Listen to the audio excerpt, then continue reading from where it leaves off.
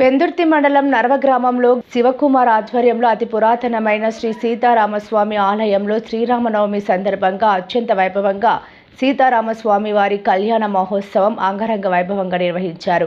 అధిక సంఖ్యలో భక్తులు పాల్గొన్నారు. సుమారు 30 జంటలు ఈ కళ్యాణ మహోత్సవంలో పాల్గొన్నారు. కళ్యాణ మహోత్సవం అనంతరం సుమారుగా 5,000 మందికి అన్న సమారాధన కార్యక్రమం నిర్వహించారు. ఈ కార్యక్రమంలో గల్లా శ్రీనివాసరావు, బొబ్బిలి జనార్దన్, శ్రీకాంత్, ఇల్లపు శ్రీనివాసరావు కమిటీ సభ్యులు అధిక సంఖ్యలో భక్తులు పాల్గొన్నారు.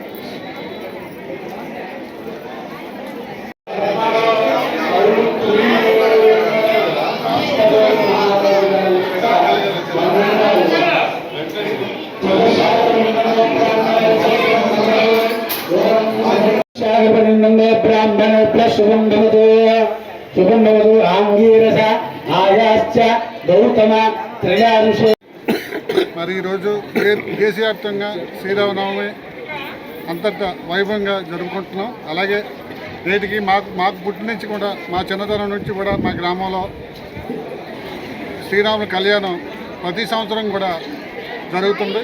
గ్రామ ప్రజలు అందరూ కూడా సహకారాలు అందించి మరి ఇప్పుడు చెప్పినట్టు అన్న సమాధానం కూడా 5,000 మందికి అత్యంత వైభవంగా జరుగుతుంది. అలాగే సాయంత్రం కూడా స్వామివారి సీతాదేవి రాముడి వారి కళ్యాణం అయిన తర్వాత ఊరేగింపు కార్యక్రమం కూడా అంగరంగ వైభవంగా సాంస్కృతిక కార్యక్రమాలతో గ్రామ ప్రజలు అందరి సహకారాలతో ఈ యొక్క ఊరేగింపు కూడా జయప్రదం చేస్తారని మరీ కోరుకుంటున్నాను. నాకు ఇచ్చిన ఈ అవకాశాన్ని గ్రామం తరపున అందరికీ కూడా సెలవు తీసుకుంటాను. వాడి గ్రామ ప్రజలందరికీ శ్రీరామనవమి శుభాకాంక్షలు.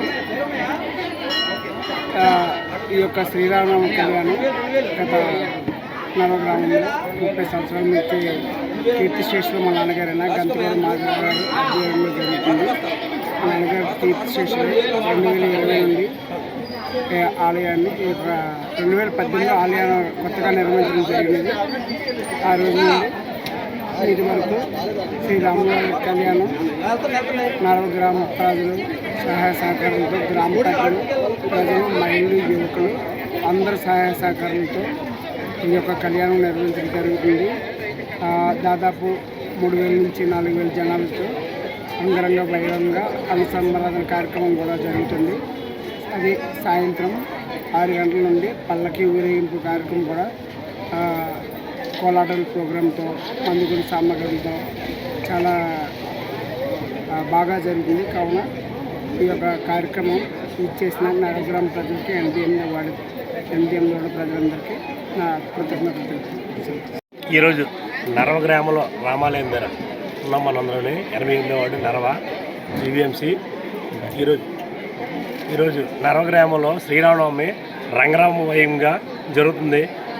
అంటే మా తాత ముత్తాల నుంచి ఆనవాయితీ ప్రకారం ఆ రోజుల్లో పూర్వం అంటే సరగ్గా ఏదో పంచదార పానకంతో చేసి దేవుడి పెళ్లి కానిచ్చేవారు.